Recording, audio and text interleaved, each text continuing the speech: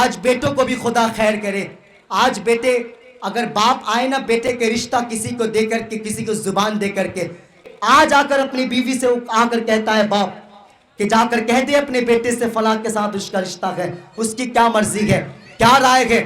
اللہ اکبر کہ اس کے باوجود بھی بیٹے کا جواب کیا ہوتا ہے, کہتا ہے یہ کون ہوتے ہیں میری زندگی کا فیصلہ کرنے والے, یہ کون ہوتے ہیں میری زندگی کا صحیح اور غلط فیصلہ کرنے والے, یہ کون ہوتے ہیں میری زندگی میں میری بیوی اچھی اور غلط تلاش کرنے والے. میری زندگی ہے, میں اپنی زندگی کا فیصلہ کروں گا. او بھائی اپنے ماں باپ سے کبھی یہ حق مت چھینا کرو, کبھی اپنے ماں باپ سے حق مت چھینا کرو. یار تم جب پیدا نہیں لیے تھے نا تو وہی تمہارا باپ یہ دعا کیا تھا, مالک اگر بیٹا دے گا نا تو شہزادہ بنا کر لے جاؤں گا دولہا کے شکل میں. ہاں ماں نے کہی تھی مالک بیٹا دے گا تو چاند سی بہو لے کر کے آؤں گے. اور بھائی یہ ماں باپ کا حق ہوا کرتا ہے, مت چھینا کرو ماں باپ سے ان کا حق.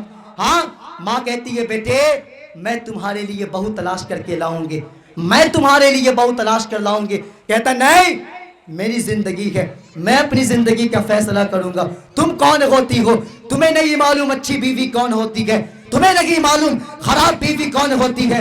او بھائی تم 3 گھنٹے کونے میں بیٹھ کر لڑکی سے بات کر کے بتائے گا کہ بیوی کیسی ہونی چاہیے, کہ جو 50 سال بیوی کے ساتھ گزارا وہ بتائے گا بیوی کیسی ہونی چاہیے.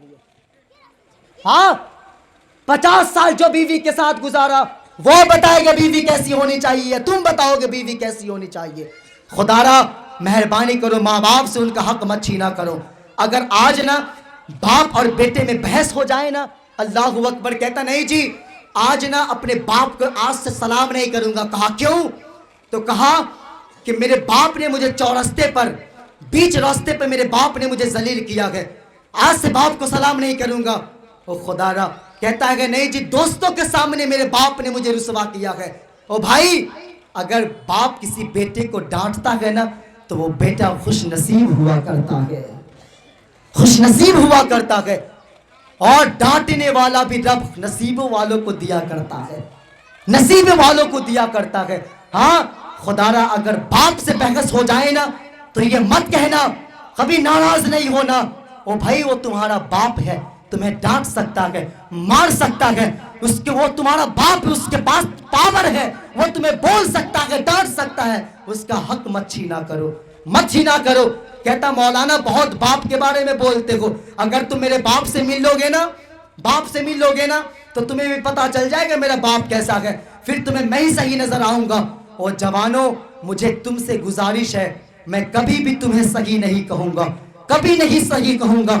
اگر تو باپ سے تیری بحث ہو جائے تو اس کا مطلب یہ نہیں ہے کہ تو چوراہے پہ 4 لوگوں کے پاس تو اپنے باپ کی برائی کرے گا. ہاں اس کا مطلب یہ نہیں ہے کہ تو چوراہے پر اپنے باپ کے بارے میں برائی کرے گا.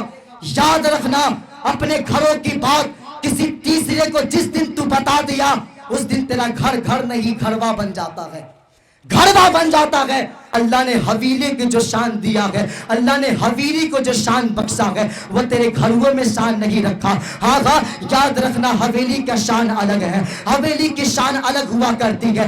گیا کوشش کرنا اپنے گھروں کو گھروے نہ بننے دینا, گھروں کے بعد دوسرے کو نہ بتانا, اپنے گھروں کو حویلی بنانے کی کوشش کرو. اللہ اکبر. ہاں ہاں تجھے نہیں معلوم ہے, کیا تجھے پتا نہیں ہے پہلے تو 10 فیٹ میں رہا کرتا تھا, آج تو 5 فیٹ میں آ گیا ہے, 5 فیٹ سے 3 فیٹ میں آ کر کے تو بس گیا ہے. تجھے پتا ہے یہ کیوں ہوا, نہیں معلوم, آؤ میں تجھے بتاتا ہوں. کیونکہ آج تو ایک دوسرے کا شکل دیکھنا منظور نہیں کرتا, آج تجھے ایک دوسرے کا شکل دیکھنا پسند نہیں ہے. ہاں ہاں میں تم سے پوچھنا چاہتا ہوں کیا میرے مصطفیٰ نے یہی طریقہ سکھایا تھا, کیا میرے مصطفیٰ نے یہی نظام سکھایا تھا. اللہ اکبر. منبر رسول ہے, مصطفیٰ جان رحمت تشریف فرما گئے, آقا کریم تقریر فرما رہے ہیں, میرے مصطفیٰ تقریر میں بیان فرما رہے ہیں کہ اے میرے پیارے صحابہ یاد رکھنا جس سے اپنے ناراض ہے وہ میرے محفل سے اٹھ کر کے چلا جائے, جس سے اپنے ناراض ہے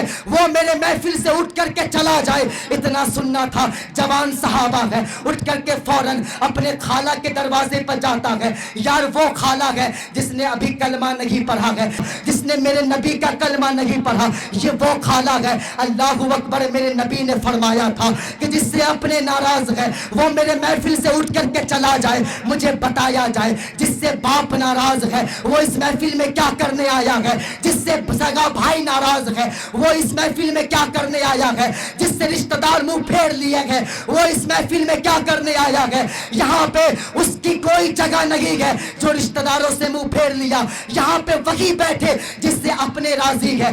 اللہ اکبر، کیونکہ میرے مصطفیٰ نے یہ کہا تھا کہ اس محفل میں اس کی کوئی جگہ نہیں جس سے اپنے ناراض ہے۔ میرے نبی نے فرمایا تھا کہ میرے محفل سے اٹھ کر کے وہ چلا جائے جس سے اپنے ناراض ہے۔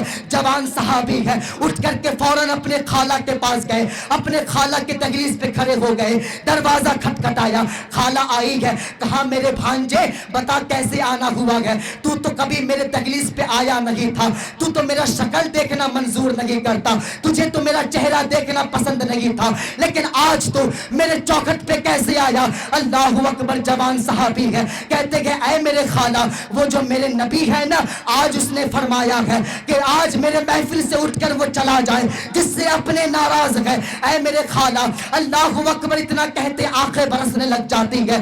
اللہ اکبر، جوان صحابی رونے لگ جاتے ہیں، ہاتھ جوڑ کر کے کہتے ہیں کہ اے میرے خالہ مجھے معاف کر دے، مجھے بخش دے، خالہ مجھ سے ناراضی ہو جا۔